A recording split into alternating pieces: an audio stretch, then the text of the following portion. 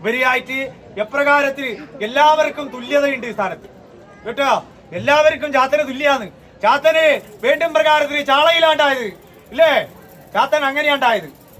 ഉപരിയായിട്ട് ചാളക്കൂട്ടത്തിൽ നിന്നാ ചാത്തൻ ഉണ്ടായത്. അപ്രകാരത്തിൽ മായകൾ കാട്ടിയ ചാത്തൻ ഉപരിയായിട്ട് എന്റെ ഈ സ്ഥാനം ഭേദമായിട്ട് എന്റെ കോലാരംഭത്തെ സ്ഥാനത്ത് ഞാൻ മായ കാട്ടിയിരുന്നു. അതും ബോധ്യല്ലേ? അപ്രകാരത്തിൽ ചാത്തന് വേർതിരിവില്ല കേട്ടോ. ചാത്തന് പണമില്ല കേട്ടോ. സമ്പത്തില്ല, ദരിദ്രനില്ല, സമ്പന്നനില്ല ചാത്തന് കേട്ടോ. അപ്രകാരത്തിൽ ജാതിയില്ല, മതമില്ല ചാത്തന്. എല്ലാരും എനിക്ക് ഒന്ന് തന്നെയാ ചാത്തൻ കേട്ടോ. അപ്രകാരത്തിലായിരിക്കണം. എന്റെ ഈ സ്ഥാനത്ത് വരുന്നവര് എല്ലാരും എനിക്കൊന്നാണ്.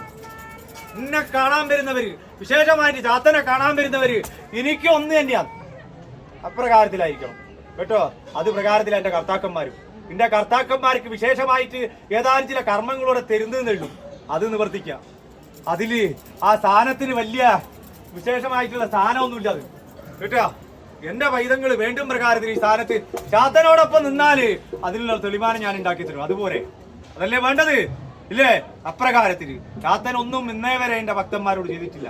ഉപരിയായിട്ട് എന്നോട് ചെയ്താല് അത് അപ്രകാരത്തിൽ അതേ നാണയത്തിൽ ഇന്നേ വരെ ഞാൻ കൊടുത്തിട്ടുണ്ട്. സ്ഥാനം അപ്രകാരം ഭജിച്ചോ തെളിവാനം ഞാൻ ഉണ്ടാക്കി തരും.